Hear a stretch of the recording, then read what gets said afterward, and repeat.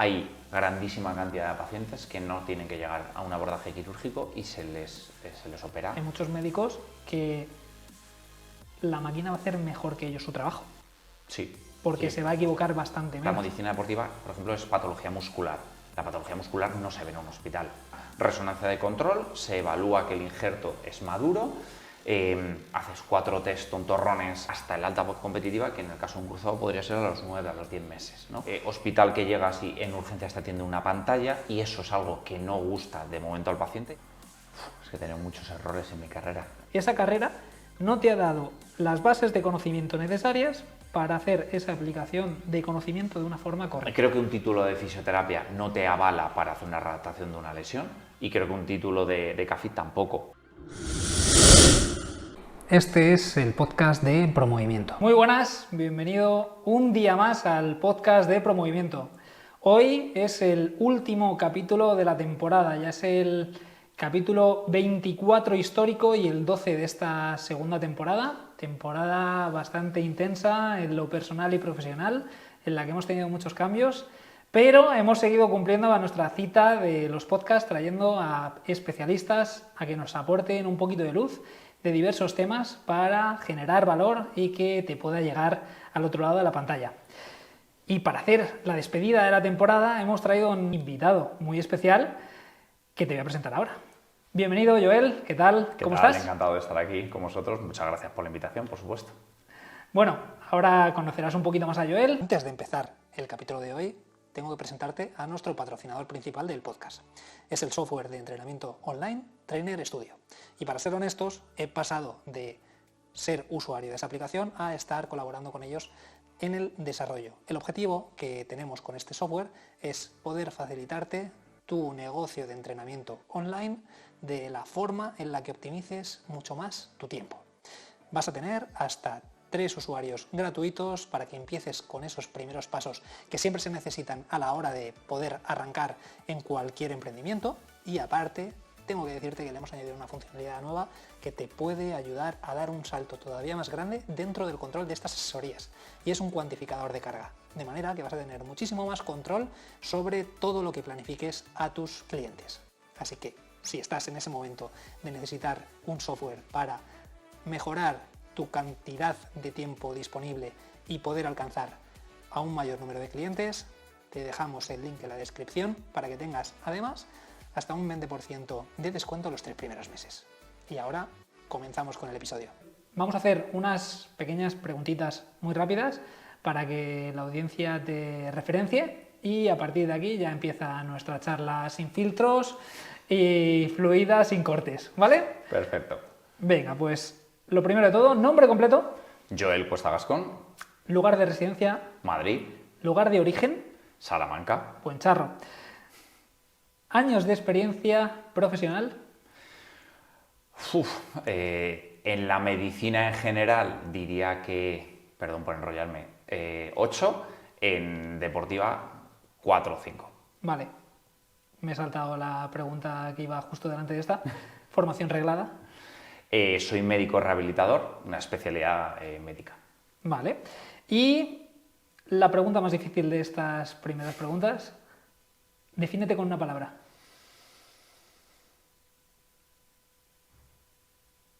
Ambicioso. Anda, mira, perfecto. Esa no la teníamos todavía recogida de los invitados. Vale, pues para que te conozcamos un poquito más, explícanos quién es Joel. Bueno, soy una persona normal y corriente que siempre ha sido aficionada al deporte desde el principio, y llega la etapa de decidir la carrera, 18 años, yo siempre he querido hacer lo que antes era INEF, pero cuestiones de la vida, me rompo el cruzado, la recuperación no fue todo lo bien que debería, no pasaba las pruebas de acceso a INEF, entonces tiré por la rama sanitaria, primero pensé en fisio. Al final, pues hablándolo con mi familia, dije que no y decidí irme por la medicina, sabiendo que yo me quería enfocar a la parte deportiva de la medicina. Problema esto, y ya me enrollo un poquito más, pero durante mi etapa de estudio de la medicina estaba en cuarto de carrera, de hecho, son 6 años, pues estaba en cuarto de carrera cuando desaparece la opción de coger medicina del deporte como especialidad. Claro, ahí me tuvieron que cambiar todos los esquemas porque yo tenía pensado dedicarme al deporte. Entonces cogí la que a mí me parecía que era la opción que más se podía acercar dentro de lo que es muy amplia, pero la opción que más se podía dedicar o aproximar a lo que yo quería, que era la medicina del deporte, sobre todo asociado a temas de recuperación, que era la medicina física y rehabilitación. Vale, mira, justo yo creo que hemos tocado ahora el punto de la siguiente pregunta, que es que nos digas la división clara que puede haber entre lo que es un médico traumatólogo y lo que es un médico rehabilitador. Porque yo creo que a muchas de las personas que nos están escuchando, igual puede ser la primera vez que escuchan la figura de médico rehabilitador y creo que merece la pena. Sí, de hecho nos confunde mucho también con fisioterapeutas, ¿no? O sea, esto es una especialidad médica que es más médica que, por ejemplo, traumatología. Es decir, yo hay muchas cosas que hago igual que un traumatólogo, exploro, veo la misma patología, infiltro igual que un traumatólogo, diría que muchas veces mejor, ya por meterlo, pero no me meto a un quirófano, yo no opero. O sea, yo sobre todo me dedico al tema más de ver antes de la cirugía y ver después de la cirugía para arreglar o para prescribir una recuperación a ese paciente. Esto es lo más conocido, pero la rehabilitación es infinita. La rehabilitación, yo sobre todo me dedico a la parte musculoesquelética, pero también vemos patología infantil, vemos patología neurológica, vemos patología de suelo pélvico, patología de foniatría, de problemas de tragar, de problemas del habla, patología cardíaca, respiratoria, o sea, es infinita, por decirlo así. Lo único que yo me he especializado en el apartado musculoesquelético. Pero para que quede más o menos una división bastante más clara, ¿qué pueden ser los puntos que diferencian exactamente? Porque creo que, por ejemplo, en la primera parte de ver antes y después de la operación, los traumas también lo hacen. Sí, o sea, ver a un paciente, vamos a centrarnos en patología musculoesquelética. Antes de ver a un paciente que viene por un dolor, lo podría ver tanto el traumatólogo como el médico rehabilitador, ¿vale? Ahí la diferencia sería, si indicamos un tratamiento quirúrgico, ya sería cosa del traumatólogo. Si indicamos un tratamiento más de readaptación, fisioterapia, higiene postural, etcétera, etcétera, ahí ya sí que tendría más sentido que lo viese un médico rehabilitador. Entonces, la primera visita, por decirlo así, sería indistinto que lo viese un traumatólogo o un médico rehabilitador. Luego ya la decisión respecto a una u otra tratamiento o modalidad de tratamiento ya es lo que definiría. O sea, yo hago lo mismo que un traumatólogo, por decirlo así, pero no opero. Pero el resto lo hago exactamente igual. Vale, porque lo que te iba a decir es que muchas consultas de gente con dolor de rodilla, con dolores, pero no operables. Eso es. Los veis, les hace el seguimiento todo el trauma, o por lo menos no encontramos esa derivación dentro de la rama médica de yo soy el trauma pero te paso con el médico rehabilitador. Yo creo que asume todo ese papel un solo perfil, y sobre todo si estamos hablando de clínicas privadas, que ahí ya, a menos que sea algo que se escapa completamente del ámbito de ese traumatólogo, lo asume él y no hay mucho más recorrido ahí. Sí. De hecho, en muchas clínicas privadas los pacientes te preguntan si pueden pedir una consulta directamente contigo y no con el traumatólogo. Sí, o sea, en ese sentido, si un tratamiento no va a ser quirúrgico, yo creo que tiene que verlo un médico rehabilitador, pero porque nosotros estamos más cercanos del llamado o mal llamado, o bien llamado, como lo queramos decir, ejercicio terapéutico, de la readaptación, de las posibilidades del tratamiento pues, intervencionista, todo ese tipo de cosas, estamos más cerca que no los traumatólogos. Vale, y justo habías dicho que al inicio durante el proceso de tu estudio de la carrera, quitan la especialidad de medicina deportiva. ¿Cómo se especializa ahora mismo un médico dentro de esa rama de deportiva? Bueno, ahora yo creo que es un enjambre de muchas cosas, porque hay un vacío legal, se podría decir, ¿no? Antes estaba la especialidad reglada, que eran 2 años, y salías muy bien formado, porque es verdad que es como un médico muy generalista, pero muy enfocado a la persona deportista, lo que era el médico del deporte. Ahora, habría que hacer o no una especialidad médica. En mi opinión personal, creo que sí que es recomendable hacer una especialidad médica, porque creo que con la formación de la carrera me parece que es insuficiente para poder ver a un paciente en general, no solo para médico del deporte, sino en general, aunque no es obligatorio, pero yo sí que creo que habría que hacer una especialidad que puede ser cualquiera, porque cualquiera, y luego mi recomendación es especializarte o a través de másteres, o a través de cursos, o a través de formaciones continuadas, porque de la especialidad no sales formado para dedicarte al deporte tampoco. Como cualquier otra carrera, que yo creo que si te quieres especializar mucho en un apartado en concreto, tienes que subespecializarte de alguna forma. Qué curioso, pensaba que... A ver, yo eso, por ejemplo, lo he vivido dentro de la carrera de Ciencias del Deporte, el hecho de acabar la carrera y estar bastante perdido dentro de la orientación que vas a llevar y sobre todo si te quieres orientar a lesiones. O sea, eso es algo que categóricamente las personas que salen recién de la carrera creo que no están preparadas para ello, pero al igual que en fisioterapia tiene un apartado de prácticas muy importante a lo largo de toda la carrera, que luego pueden tener más o menos conocimiento de la parte de aplicar el ejercicio, pero sí que de la parte de terapia, de lo que es la fisioterapia tradicional, vamos a decir tradicional, y no vamos a decir que el fisio se tiene que quedar ahí, ni mucho menos, porque el apartado de ejercicio creo que tiene que ser uno de los puntos fuertes de todas las personas o profesionales que estamos metidos dentro de todo esto. Sí que tiene un bloque de prácticas bastante más grande casi desde los primeros años. Y en medicina, por ejemplo, tenéis el MIR, que son, en función de la especialidad, bastantes años también, en el que es un proceso inmersivo muy grande. Incluso con eso, ¿crees que la persona no sale, el médico no sale lo suficientemente bien preparado como para afrontar eso? A ver, yo creo que no. Pero yo creo que no por una cosa en concreto. Si yo dedicándome al apartado deportista como tal, claro, la formación MIR, el 99% es en sanidad pública. Entonces, y mucha del apartado a nivel de la medicina deportiva, por ejemplo, es patología muscular. La patología muscular no se ve en un hospital. O sea, es, por poner un ejemplo muy concreto, ¿vale? Yo como médico rehabilitador es verdad que he visto lesiones de cruzado, lesiones de pues un manguito rotador, etcétera, etcétera, todo de pacientes más o menos deportistas y su recuperación. Pero los pacientes que ves normalmente en la sanidad pública no es un paciente deportista o que vaya a hacer una redactación indicada para un paciente deportista más aún de alto nivel. Teniendo en cuenta que creo que es una especialidad que es muy completa, ¿por qué? Porque a mí también me dan ciertas nociones básicas de hacer una valoración cardiológica, según qué hospitales puedo hacer también una prueba de esfuerzo, todo ese tipo de cosas. Sí que puedo salir formado en eso, y eso es algo que no lo dan otras especialidades, pero una valoración, por ejemplo, teniendo en cuenta que el ecógrafo para nosotros es un arma de todos los días, porque lo utilizamos todos los días, y es verdad que sí que salimos formados en eso en la gran mayoría de veces, pero no vemos patología muscular, por poner un ejemplo. Pero es que si es un traumatólogo, no ve patología muscular, no sale sabiendo ver un electro, sabiendo... Claro, la medicina deportiva todos pensamos en lesión de isquios o lesión de un cruzado. Pero claro, la medicina deportiva, eso es un apartado, pero el jugador o el deportista que te viene, que tiene una conjuntivitis, también tienes que saberlo manejar. Que te viene porque tiene una verruga en el pie, tienes que saberlo manejar o saberlo derivar. Entonces, hay ciertas cosas de noción básica de medicina general que creo que es bastante importante conocer.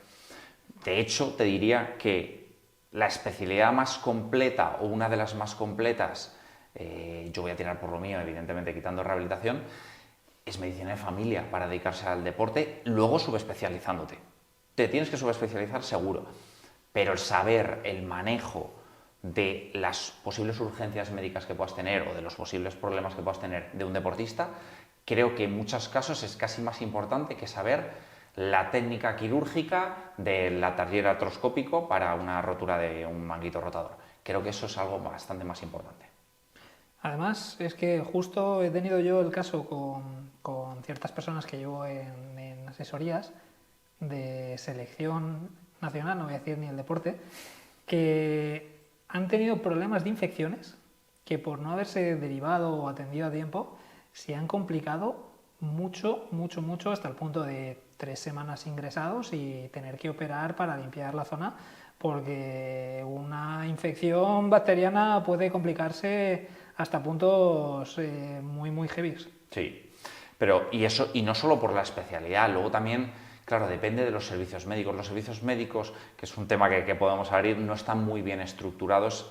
En el fútbol todavía algo, pero en el resto de disciplinas deportivas no es por poner un ejemplo, pero es verdad que hace no mucho ha pasado con un jugador profesional de rugby 7 que ha tenido una lesión muy importante y ha tenido que venir a España porque no se le atendió correctamente en un primer momento. No porque no estuviesen capacitados esos médicos, que quién sabe, intuyo que sí, pero no se hicieron bien las cosas porque no había una correcta coordinación médica por parte de, no he hecho culpas a nadie, pero por parte de unos y otros no había una correcta y luego ha derivado en un problema muy gordo. Entonces, ahí hay que tener mucho cuidado porque es el conocimiento, es saber derivar, es tener muchos contactos. En medicina deportiva es tener muchos contactos porque tú tienes que saber, yo no soy el mejor en nada. O sea, yo lo sé que yo no soy el mejor en nada, pero yo tengo en el teléfono quién es el mejor en esto y quién es el mejor en lo otro. Entonces tienes que saber, si tienes dudas con algo, saber a quién mandarlo. Sí, eso yo creo que eso es uno de los puntos bastante clave. Y bueno, ahora vamos a tocar también el apartado es uno de los que más interesa a la gente que nos escucha, que es el apartado de las vueltas al deporte, de las vueltas a la competición. Siempre en deporte se habla de dos altas, el alta médica y el alta competitiva. Y muchas veces yo creo que la gente, por lo menos la gente de a pie, los confunde. Danos un poquito de luz a eso. Pues depende, claro, si te dedicas sobre todo al ámbito hospitalario o eres el médico, por ejemplo, que le ha operado, hablando de un traumatólogo, o te dedicas al ámbito de la medicina deportiva. Yo siempre pongo el mismo ejemplo porque es el más conocido con un cruzado. El alta médica normalmente de un cruzado médica se da a los 6 meses más o menos. Se suele hacer, ¿vale? Una resonancia de control, se evalúa que el injerto es maduro. Haces 4 test tontorrones en la consulta que no son los más adecuados, las cosas como son, y tú valoras que ese paciente está de alta médica, pero no está de alta competitiva, es decir, ese estaría de alta, eso es un paciente que estaría de alta si es Manolo, panadero, 55 años que no hace deporte, o Pilar, 35 años que hace clases de pilates una vez a la semana, por poner un ejemplo, sin desmerecer ningún deporte ni nada. Ahí sí que sería una alta médica y a lo mejor se podría incluso consensuar con una alta competitiva, pero si tú te quieres o tú te dedicas al deporte, claro, ahí viene el famoso puente, ¿no?, del médico con el redactador, ¿vale? Yo siempre digo lo mismo, el fisio puramente, la labor de tratamiento manual, etcétera, etcétera, llega a un punto, el fisio o el redactador con una redactación correcta de lesiones, ahí sí que es cuando hay que pasarle por la mano, tenderle la mano o dar pautas o estar en el día a día con esa persona hasta el alta competitiva, que en el caso de un cruzado podría ser a los 9, a los 10 meses, ¿no?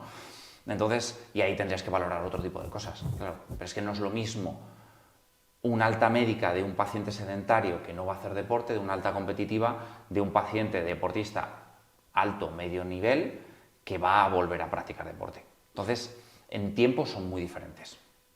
Vale, volviendo otra vez a la alta médica, has dicho que habitualmente se hacen test que no son todos los que serían oportunos. ¿Qué es lo que se suele valorar desde el apartado médico y cuál crees que es la necesidad real a valorar, incluso para ese tipo de perfil de público? Pues, a ver, no se valora correctamente porque no se valora normalmente en las situaciones del día a día. Es decir, valorar a un paciente en una consulta de 6 metros cuadrados con una camilla no es lo que vas a encontrarte en el día a día. Entonces, por poner un ejemplo, porque el cruzado creo que es el más conocido, o un menisco, me da igual, valorar una estabilidad de rodilla con, sí, el Lastman, el cajón, todo lo que tú quieras, tú puedes valorar que esa rodilla es estable, pero no sabes si esa persona tiene una rodilla estable cuando baja las escaleras. Claro, porque ahí se está valorando en completa descarga. En completa, es decir, claro. Estás evaluando realmente la función del cirujano. Si es. ha hecho bien su trabajo y si ese injerto está bien. Eso es. De hecho, el alta médica yo la puedo dar, pero es el mismo alta que podría dar un cirujano, por ejemplo. Por ejemplo, ¿ahí no crees que, aunque sea para andar por la calle, todo médico debería aprender 2, 3 test básicos que se puedan hacer en esa consulta de 3x3 sin ningún tipo de problema? Por supuesto. Y que realmente te puede, lo primero, concienciar a la persona de ciertas cosas que tiene que hacer, porque si te has operado de rodilla, eres un lesionado para toda la vida. Tienes una lesión para toda la vida, ya eso te ha generado una huella neurológica que te ha generado muchos cambios que vas a tener que cuidar más que esa persona si no se hubiese lesionado. Y aparte, asegurarte mínimamente que para las tareas del día a día tienes una función adecuada, y si no, por lo menos que esa persona sea consciente o que se pueda derivar directamente para poder corregir eso y devolver a la persona a una funcionalidad normal, vamos a decir. Sí, o sea, estoy totalmente de acuerdo. De hecho, hay compañeros, yo no me incluyo, pero hay compañeros que pueden dar un alta simplemente viendo un resultado de una prueba de imagen sin valorar absolutamente nada, lo cual me parece descabellado total. Pero lo hay, y hay pacientes que te lo contan que es así, y eso es descabellado. Por supuesto que habría que aprender algunas cosas que no sabemos y que no nos enseñan y que va de nuestra parte el poner interés en aprender. Eso, 2, 3 test tontorrones que puedas hacer en la consulta para valorar una funcionalidad, por supuesto, porque es que no tiene sentido valorar pongo otra vez el ejemplo del cruzado, que la resonancia esté bien, que tenga una supuesta estabilidad de rodilla correcta en descarga y que no tenga derrames de repetición. Y con eso le puedes dar el alta a un paciente. Eso no tiene mucho sentido, por supuesto que no. Tendríamos que aprender ciertas bases pues, para valorar la funcionalidad, la estática postural, pues eso, la biomecánica de la rodilla, con incluso 4 aplicaciones tontas del móvil, incluso gratuitas, que puedes hacerlo en una consulta y que no te llevan mucho tiempo. Por supuesto que sí, pero es algo que ni nos han enseñado, entonces te tienes que formar en ello, ni hay, por desgracia, esto suena muy mal, mucho interés sobre todo en este caso en sanidad pública, en meter, ¿vale? Porque eso podemos hablar de la figura de ciencias del deporte en la sanidad pública, que creo que es una cosa que hace falta, ni se piensa o ni se valora el que esa persona vaya a hacer después una labor competitiva o no sé, que vaya a hacer deporte. Es que probablemente haya un paciente que se opere y que el médico que le opera o el médico que le evalúa, no quiere decir que sea un traumatólogo, un rehabilitador, que sea lo que sea, no sepa si ese paciente está federado, hace algún deporte. Es que hay gente que no pregunta esas cosas, lo cual me parece atroz. Entonces, creo que tenemos que aprender mucho de vosotros, porque nosotros, yo puedo hacerlo en consulta, pero yo sé que yo lo puedo hacer, pero el que está al otro lado del pladur de la consulta no lo va a hacer. Entonces, creo que tendremos que aprender mucho de la redactación de lesiones, por supuesto. Al final, bueno, eso yo creo que es un común para todas las profesiones que están dentro, que readaptadores tienen que aprender mucho de fisios y de médicos y viceversa con todas las profesiones. Y ahí voy a meter la cuña y por eso he creado ProMovimiento para que sea ese espacio de compartir un poco entre todos y de ampliar los conocimientos de cada uno de nosotros a través de otras especialidades, que creo que es un punto necesario. Pero te preguntaba esto porque a mí me da la impresión que desde el estamento médico la gente se ha relajado bastante en el sentido de querer ponerse en vanguardia o actualizarse con toda la evidencia que está saliendo al respecto de muchas cosas. Y hay muchos médicos que para dolor de espalda siguen dando recomendaciones de pilates y natación sin haber hecho 2, 3 test que le puede ayudar a entender si lo que está fallando es a nivel de estructura, si es la integración de diferentes partes o si es un déficit de control motor. Y desde ahí que pueda ya no él dar la pauta, que ojalá y llegue en algún momento en el que los médicos se hayan metido tanto en esa parte de ejercicio que puedan hacer esa primera parte, pero sino saber derivar bien y no solamente por los titulares de pilates o natación, que es lo que supuestamente está más aceptado a nivel general, a nivel del pensamiento general, no que eso realmente sea lo más efectivo, porque realmente no lo es. Sí, totalmente de acuerdo. O sea, creo que hay muchos más, pero hay 2 problemas que trascienden todo lo que podamos hablar aquí. Primero, que es la sobrecarga de trabajo. ¿A qué me refiero? Tanto la pública como la privada. En el sentido de la gente muestra poco interés porque o trabajas por las pelas o ves pacientes, 50 pacientes en una mañana, entonces vas así y no vas a valorar ningún test. Entonces, ahí tenemos el tema de la sobrecarga, que eso es algo de otro tema diferente.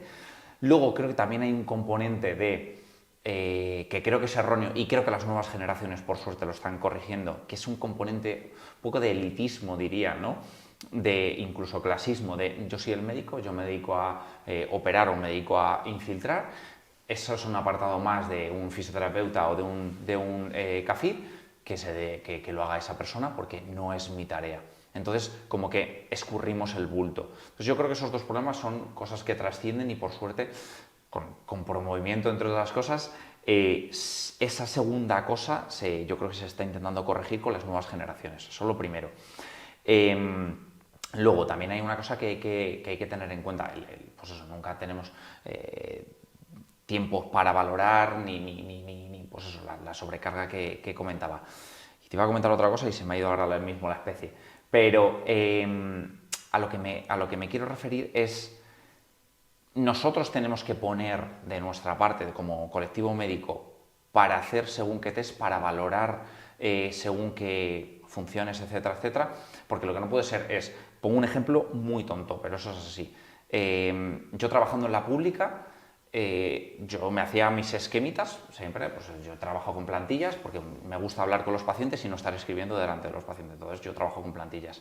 Y yo tenía plantillas de ejercicio terapéutico para patología a nivel de rodilla, para patología a nivel de espalda, y la gente, mis compañeros, flipaban con esas plantillas y me las pedían para poder recomendarlo. Creo que no es algo tan complicado el que nosotros pongamos de nuestra parte para intentar ayudaros a vosotros. O sea, es decir, creo que decirle, y para ayudar al paciente, o sea, yo puedo decir, pues le acaban de operar pongo un ejemplo, de un manguito rotador, pues es que estoy poniendo rangos de movimiento y rangos de tiempos que no son así, pero hasta las 4 semanas no puede hacer movilidad activa, no puede pasar de 90 grados, y luego lo dejas escrito en el informe. A partir de esto puedes empezar a hacer trabajo isométrico de este músculo, de no sé qué, no sé cuánto, puedes empezar a cargar peso con esto.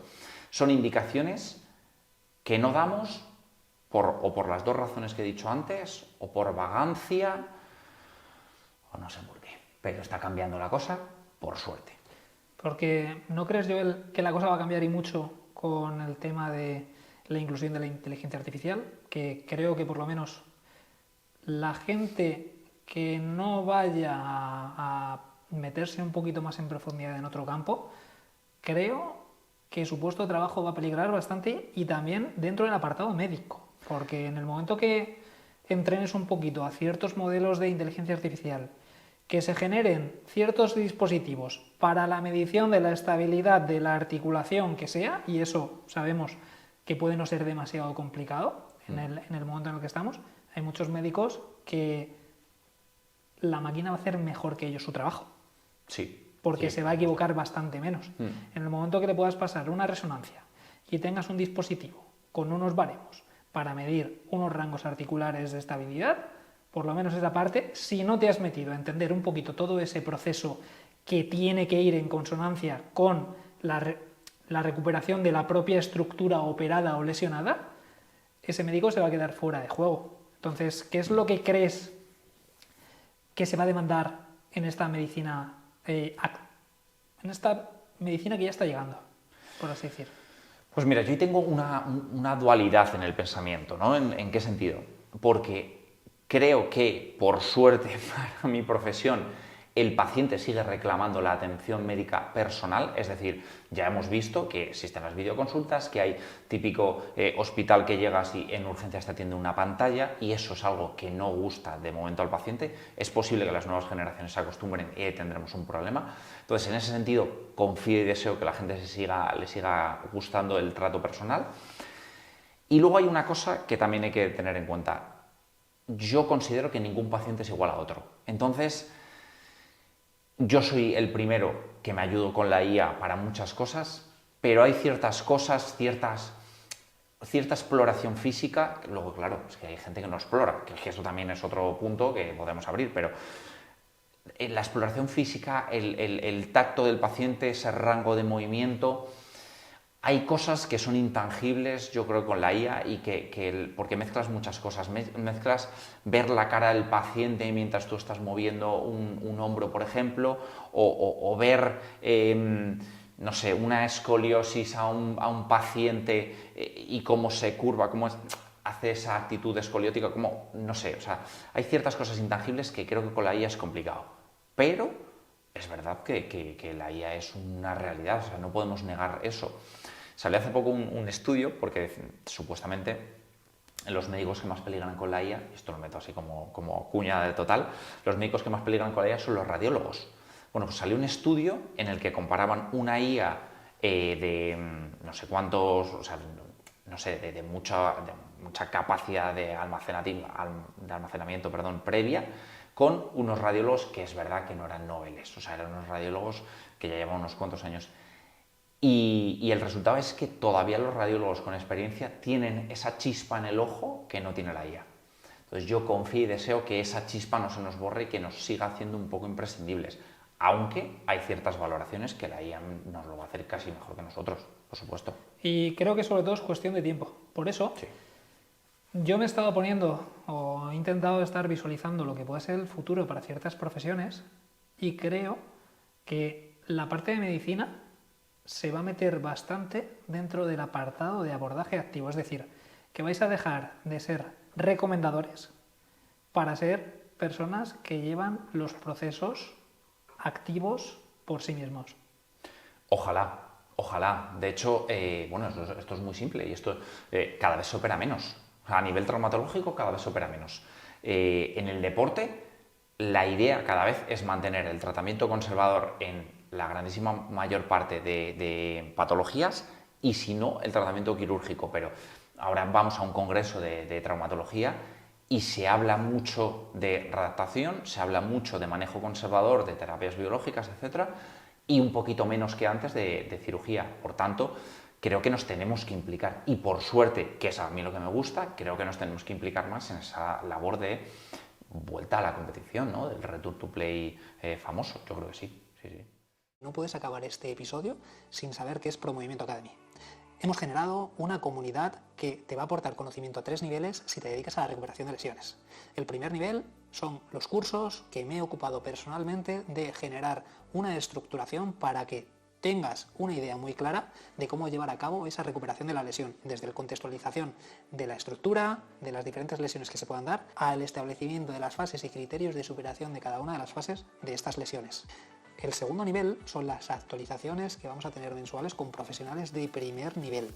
Vamos a tener un webinar mensual con una de las personas de referencia en un área determinada para que nos explique las nuevas actualizaciones o formas de llevar a cabo esos abordajes que muchas veces se pueden llegar a complicar. Pero aparte, vamos a tener una sesión de resolución de dudas al mes con uno de los profesionales de primer nivel en esos temas concretos.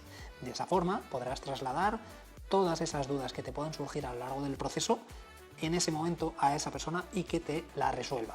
Y por último, el tercer nivel es la comunidad de profesionales que estamos generando, en la que te vas a poder interrelacionar con todas las personas que estén ahí dentro, desde profesores hasta el resto de compañeros de profesión que están dentro de ella. De esta forma nos podremos ayudar los unos a los otros para intentar mejorar el desempeño que tenemos con cada uno de nuestras personas al cargo. Así que por una mínima cuota al mes, que tenemos en 50 euros, vas a poder acceder a todo ello que simplemente con cualquiera de las acciones de forma individual, perfectamente y de forma muy honesta, podría valer bastante más de lo que cuesta.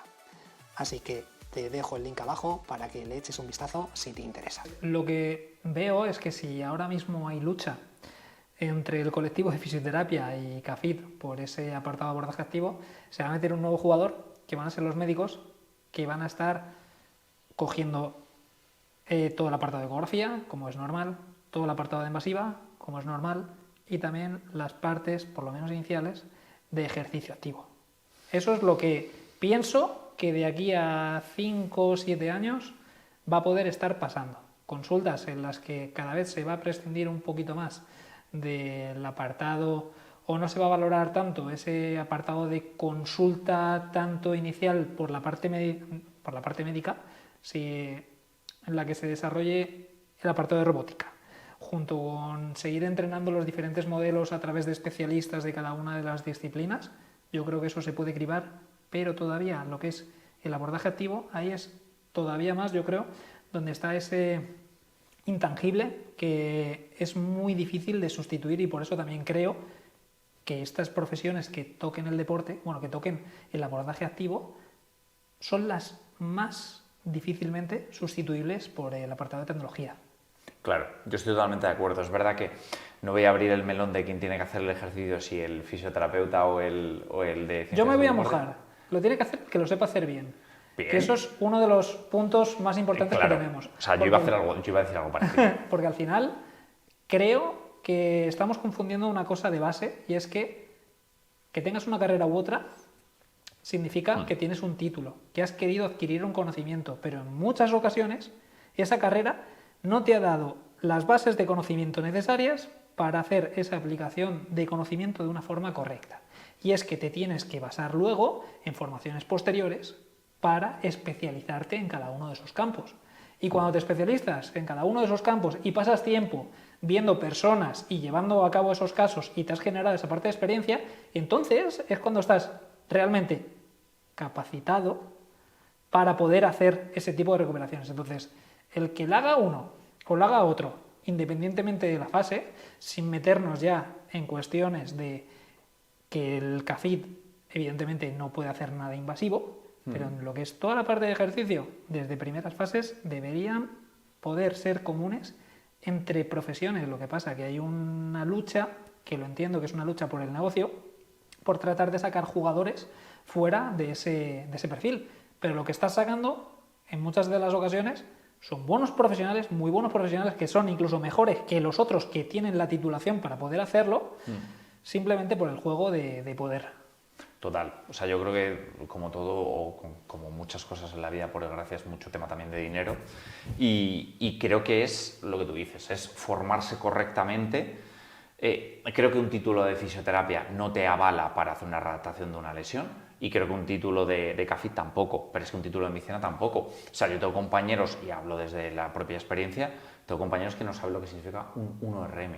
O sea, es algo que es algo tan básico que no te cabe en la cabeza, ¿no? Pues lo mismo, pero es que probablemente hay fisios que se dedican al apartado neurológico o al apartado de X, que no están capacitados para llevar una readaptación de una lesión, y lo mismo el CAFID, que se ha dedicado a montar eventos deportivos, que los hay. Entonces, hay que subespecializarte, por supuesto.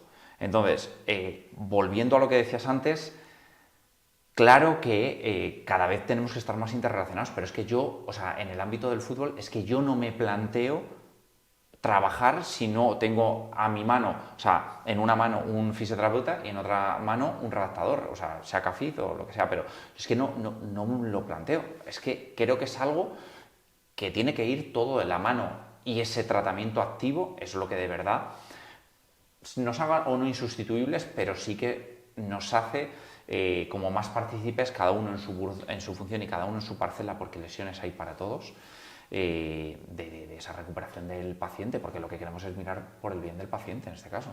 Sin duda, yo creo que al final es uno de los puntos más importantes de todo esto.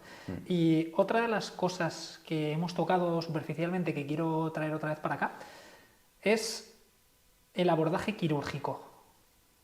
Puede que hasta ahora, que ahora se está poniendo un poquito más en boga el apartado conservador, ¿crees que se ha sobre recomendado el apartado quirúrgico y que sobre todo es por un interés económico en el apartado de la operación? Por supuesto. O sea, lo veo a diario. O sea, yo ahora mismo trabajo en sanidad privada y lo veo a diario. O sea, hay grandísima cantidad de pacientes que no tienen que llegar a un abordaje quirúrgico y se les opera con una indicación meramente económica. Sí, es muy triste, pero es así. O sea, al igual que hay pacientes que sí o sí van a ir a cirugía, y yo veo pacientes que sí o sí van a ir a cirugía, hay pacientes que una cirugía no les va a arreglar, ¿no? Yo lo veo cada 2x3 en temas de espaldas, de hernias discales, de manguitos rotadores, meniscos. O sea, es que lo veo en el día a día y me hierve el alma. Porque, para poner números, que tú los tienes que tener frescos en ese sentido, ¿qué puede costar una operación de cruzado? A ver, en el ámbito público, mucho más te diría que en cualquier otro ámbito, ¿vale? ¿El público más? En el público más. Sí. ¿Más? Sí, ¿Sí? porque se recorta menos. O sea, quiere decir, no cuentas las gasas que utilizas, no vas a recortar voy a ponerle más medicación, le voy a poner un catéter epidural para que el paciente no pase dolor, por Pero ejemplo. no te iba por eso, sino por lo que cobra el cirujano. Bueno. Claro, O o sea, sea, no te hablo de lo que es el aparataje, sino de lo que es el completo del pack. claro, no, pero el completo del pack, aún así yo creo que sale más caro en lo público, aún así, Da una porque los cifra. sueldos son más caros. Da una cifra. Pues mira, yo es que es eso, en el público no te lo puedo decir. Yo te voy a decir la diferencia entre una mutualidad, una compañía de seguros y un privado-privado. Te voy a hablar del cruzado.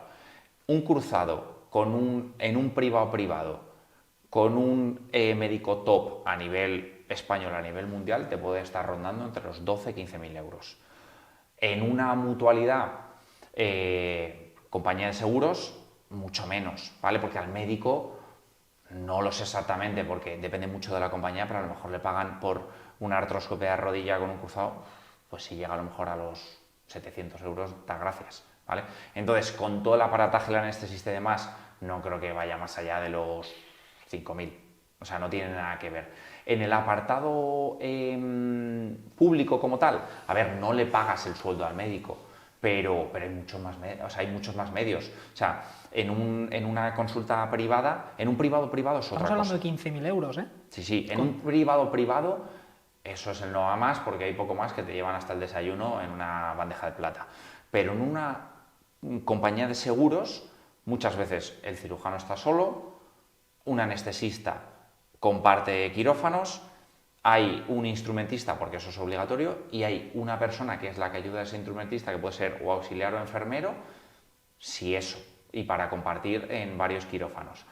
En un público siempre va a haber dos cirujanos, el instrumentista que es enfermero o enfermera, el anestesista, normalmente un ayudante o no del anestesista, y otro enfermero y un auxiliar. No tiene nada que ver de personal. Y si salen operaciones en ambos sentidos, igual crees que puede estar sobredimensionado todo el personal que se necesita en una operación pública.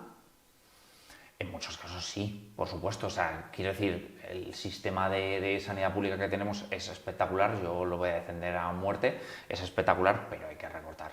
Hay que recortar porque hay muchas veces que no tiene sentido creo que hay que coger ciertas cosas, esto ya es para otro podcast diferente, pero creo que hay que coger cosas de la sanidad privada hasta cierto punto y aplicarlo hasta cierto punto en la sanidad pública, teniendo de base que la sanidad pública para mí es lo mejor que hay. Sí. Bueno, me parece que te has mojado Sí. lo suficiente. Vale, igual que te he traído eso, te traigo la versión contraria.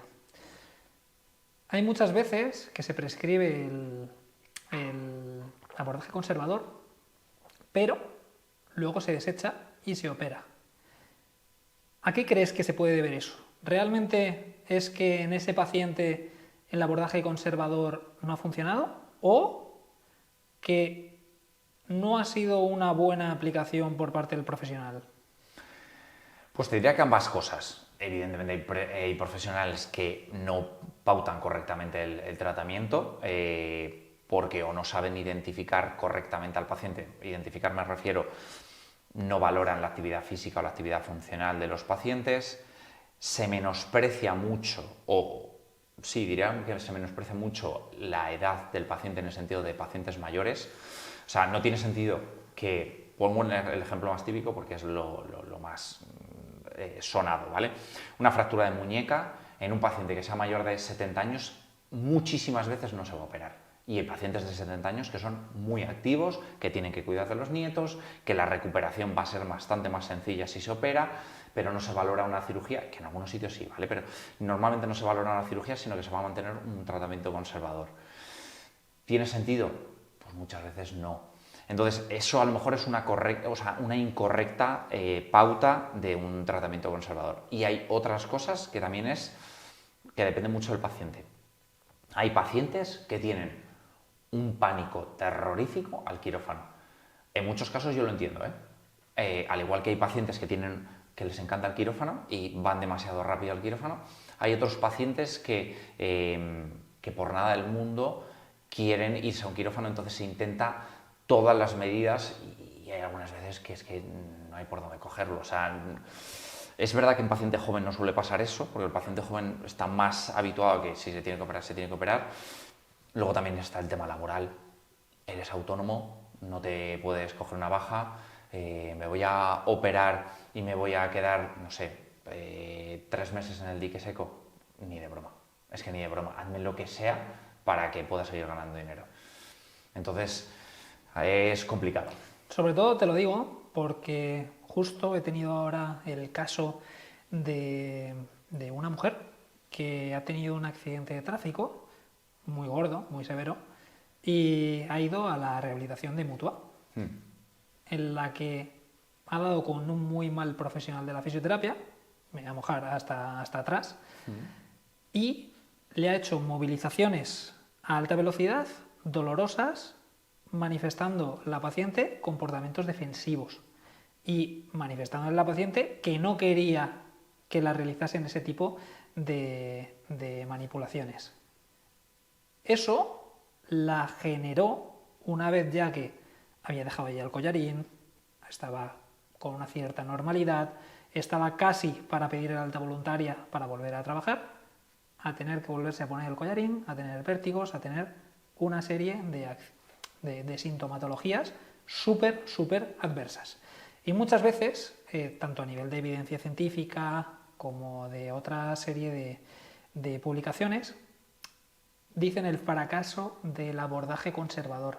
Y es que muchas veces se mete todo dentro de un mismo saco y no se hace un abordaje adecuado, porque no se conocen ciertas bases, porque se desconoce algo de información y porque esa persona que además desconoce que tiene esa información o cree que o puede pensar lo que sea pero no la controla, no deriva a otro profesional que sí que pueda llevar a cabo esa recuperación. Entonces se junta que la persona que lo está recibiendo va a perder la fe respecto de que el ejercicio la pueda recuperar, cuando en la mayoría de los casos, en la gran mayoría, es la única solución posible, efectiva, a largo plazo para esa persona.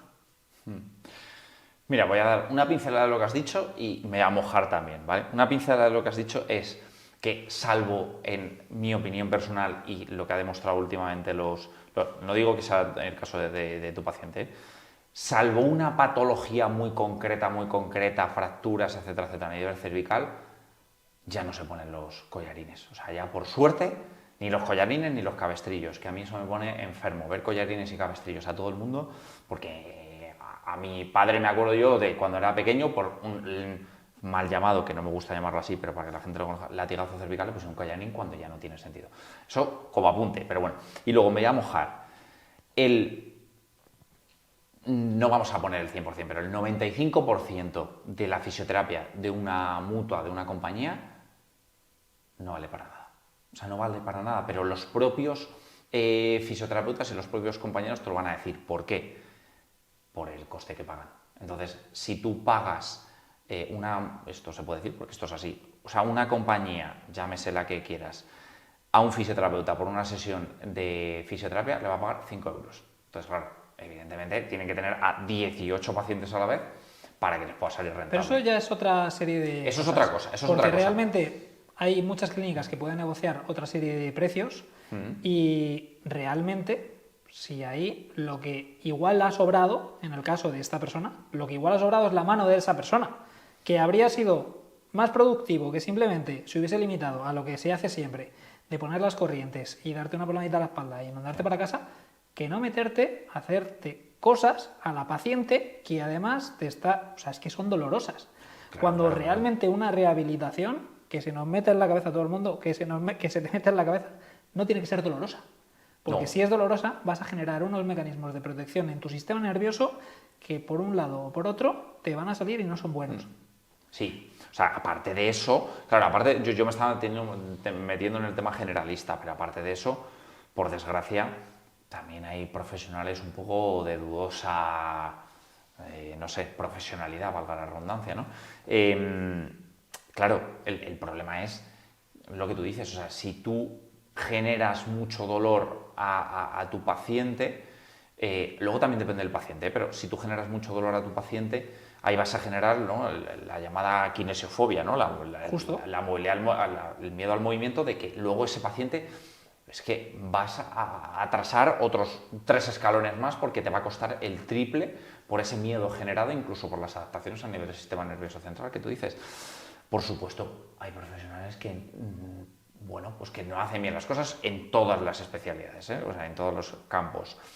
Claro, ahí lo que hay que intentar es coordinarse y luego saber que o no eres el más experto en eso, o si necesitas ayuda, como tú bien dices, para derivar a otro profesional, puedes derivar a otro profesional, o algo tan simple. Yo muchas veces que a mis pacientes, o sea, si ves un paciente de una mutua, llega un paciente y tú le dices, hasta aquí te va a cubrir la mutua, pero a lo mejor tú lo que tienes que hacer es buscarte otro profesional especializado en este apartado, en esta patología en concreto, que sea privado.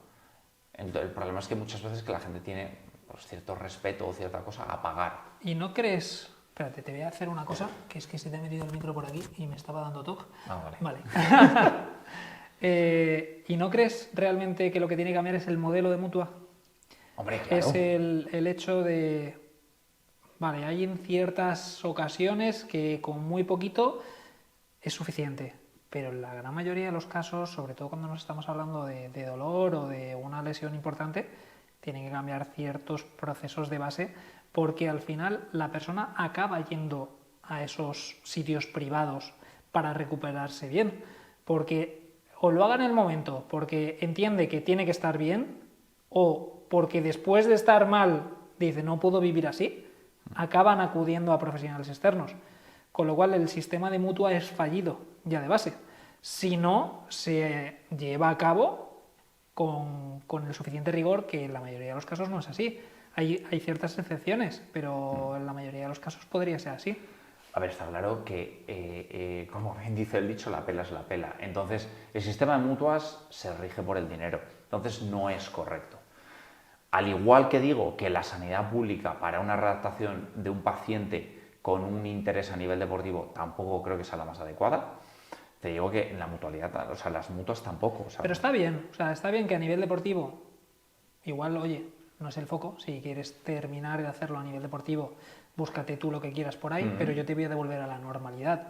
O sea, en ese sentido, sobre todo saliendo del bolsillo de todo el mundo, creo que es lógico que no te... Porque sí, sí.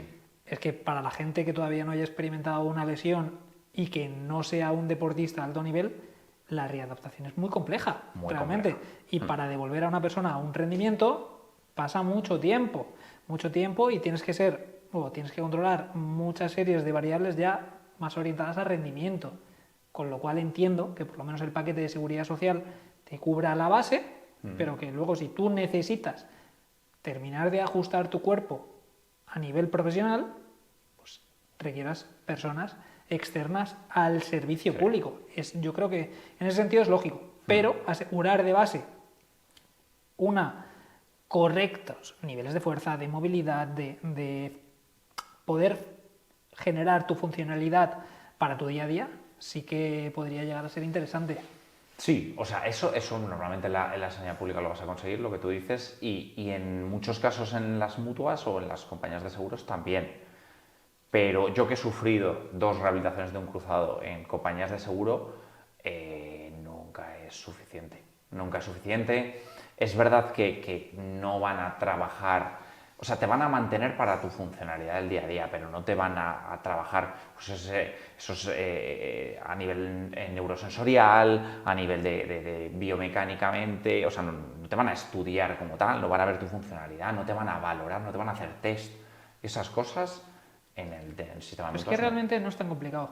Es que no es tan complicado. Por eso te decía antes que creo que desde ese estamento se ha relajado mucho el hecho de acoplarse a los tiempos que están corriendo ahora mismo.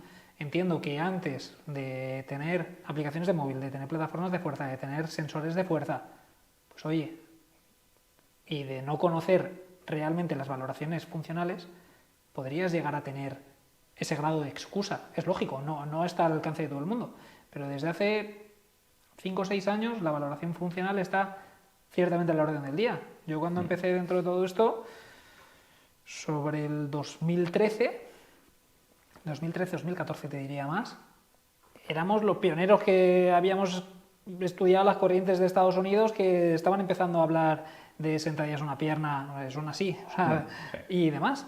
Pero ahora que cada vez las empresas tecnológicas están metiendo más músculo en el desarrollo de sistemas que simplifican mucho más la lectura de todos los datos, ostras, realmente tener 4 o 5 dispositivos para una mutua que ve miles de personas al mes, que en 10 minutos te puede hacer una valoración para conocer el estado de esa persona y poder orientar mejor cualquier tipo de acción, creo que eso es de base. Y creo realmente que es a lo que se va a atender, pero que ahora mismo no se tiene.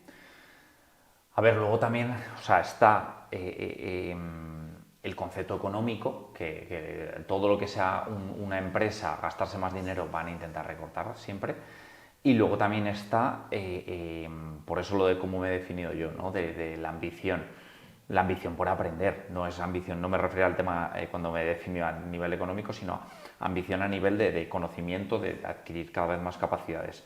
Y eso va en la ambición personal. Es decir, ¿cuántos profesionales conoces que, me da igual de qué tipo, que lo que quieren es terminar su jornada, irse a casa, descansar y olvidarse del tema y hasta el día siguiente? Yo conozco muchísimos. Entonces, la labor formativa tiene que ser de cada uno, o sea, y tiene que ser que tengas interés en ti mismo en querer mejorar. Es que hay mucha gente que lo que quiere es terminar su jornada, que llegue el mes de vacaciones y otro año, Mari Carmen.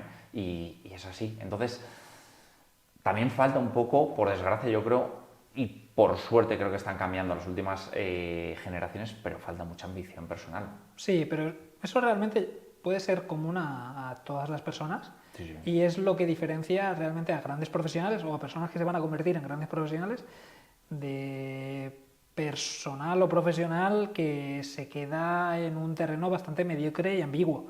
No deja de ser eso. Si te conformas con lo que has estudiado en una carrera y no vuelves a tocar un libro, no vuelves a asistir a una formación, seguramente, por mucho que te pueda ayudar a aprender la práctica y por mucho que puedas tener un pensamiento crítico, si no estudias, si no lees, es imposible que puedas avanzar profesionalmente y posiblemente, incluso te diré, que ese tipo de persona, como puede no llegar a progresar tanto a nivel laboral y puede no llegar a cubrir en un futuro sus necesidades económicas, deje incluso esa profesión y se dedique a cualquier otra cosa.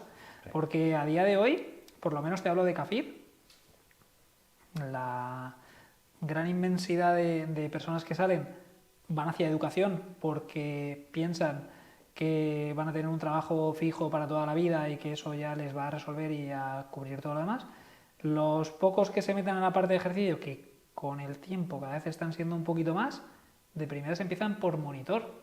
Y por monitor de gimnasio después de haber estudiado esa carrera.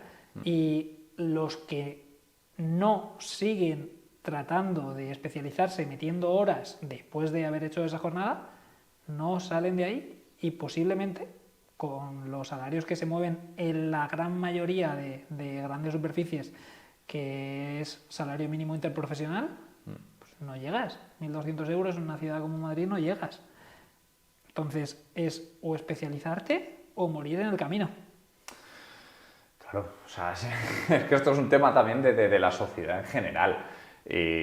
O sea, podríamos estar debatiendo sobre esto toda la mañana, ¿no? Pero sobre todo pues eso, la ambición personal. Yo siempre digo, o sea, es que no puedo calcular, ni sabría calcular la cantidad de miles de euros que me dejan formación. No tengo ni idea, pero son muchos miles de euros.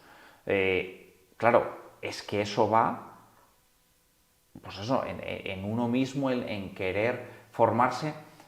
o sea, a mí la sensación que me acuerdo yo, a los mis 18 años, la sensación que me transmitieron de no hagas fisioterapia porque vas a ir al paro. Eso, y por eso, una de las razones por las que no hice fisioterapia es por ese convencimiento, que luego es una tontería, que es que no tiene nada que ver, que depende, habrá profesionales en el paro y habrá profesionales muy buenos que estén trabajando, muy cotizados, etcétera, etcétera, etcétera, etcétera. Entonces, va un poco en la ambición personal, en el querer formarse, el querer ser más completo, el querer integrar a nivel, o sea, cada vez la interprofesionalidad está más reñida, está más reglada y está más estratificada y está más, no estratificada, todo lo contrario, está más, unida, por decirlo así. Entonces, o sea, es que lo que tenemos que empezar es a dejar de centrarnos en yo, Beltrán, quiero mejorar esto, yo, Joel, quiero mejorar lo otro, en Pepito de los Palotes tiene esto, vamos a actuar en pro de que vaya mejor. Eso. Pero vamos, que podemos estar debatiendo esto toda la mañana. Totalmente, totalmente. Vale, Joel, como sé que ahora tienes una reunión, vamos a tener que ir cerrando un poquito. Y para cerrar, me gustaría que nos compartieses una de las preguntas que he estado incluyendo en las últimas ediciones de los podcasts. Y es, compártenos un error con el que hayas aprendido mucho y que sería bastante interesante que las personas que nos escuchan lo pudiesen recibir para no cometerlo ellos. Es que he tenido muchos errores en mi carrera. Y sobre todo que se adapte un poco al público de ProMovimiento. Sí. Y al contexto, claro. Pues diría todo lo que acabo de decir, que muchas veces cuando llevas, no sé, 20 pacientes en X tiempo, estás tan quemado que no le dedicas el tiempo suficiente a un paciente solo porque lo que quieres es terminar e irte a casa. Y eso me ha pasado, y por suerte ya no, pero me ha pasado. Y yo creo que hay que poner intención y poner ganas y poner, o sea, que cada paciente es uno y ponerle todo de ti, el 100%, a cada paciente. Y yo creo que es algo que por suerte lo he terminado corrigiendo. Qué bueno. Y por último, ¿hay algún libro que te haya rascado bien en el interior y que quieras compartirnos para aportarles a los que nos están escuchando? Pero En general. Uno. Buah. A Andrea se le atragantó esta pregunta bastante. Es que hay muchos. A nivel... mira, voy a darte varios, ¿vale? O sea, en diferentes ámbitos. A nivel de... Es que no sé cómo se llama el autor. Buah. Di el título, que igual te ayudo. Es que... A ver, ¿cómo se llama él? Buah, es que me lo compré hace poco. O sea, hace poco. Estoy hablando hace 6 meses. Es que solo me sale un... Pero es otro. Solo me sale uno que es el de Brodmann, pero no es ese. No sé, es uno de rehabilitación. Bueno, te voy a poner otro más general. Vale. Te voy a decir otro más general. Mítico de lesiones musculares de Ramón Valius, que Vale. es a nivel de ecografía muy básico. Ese a nivel de lesión muscular. Y a nivel de la vida en general, para intentar disfrutar un poco del día a día, uno muy mítico, el monje que vendió su Ferrari. Anda. Ese a mí me marcó bastante. Qué bueno. Sí, o sea, te hace centrarte en lo que estás haciendo, intentar evitar lo que llevamos ahora y lo que hacemos, el multitasking. Cuando estás con una cosa, céntrate en lo que estás haciendo. Qué bueno. Pues Joel, mil gracias por las recomendaciones. Mil gracias por acercarte por aquí. Otro día, con más tiempo, con menos cosas alrededor, nos meteremos a profundizar en muchos más temas, porque aquí tienes tu casa. Quiero que lo sepas y que lo sientas así. Y mil gracias por haberte acercado para acá. Ha sido un gusto. Y aquí se queda. Mil gracias a vosotros y nada, un placer colaborar y participar y para lo que necesitéis. Bueno, pues hasta aquí. Si te ha gustado este episodio, ya vas a tener que esperar hasta la siguiente temporada para escuchar un poquito más. Disfruta de estos días, un abrazo y nos vemos.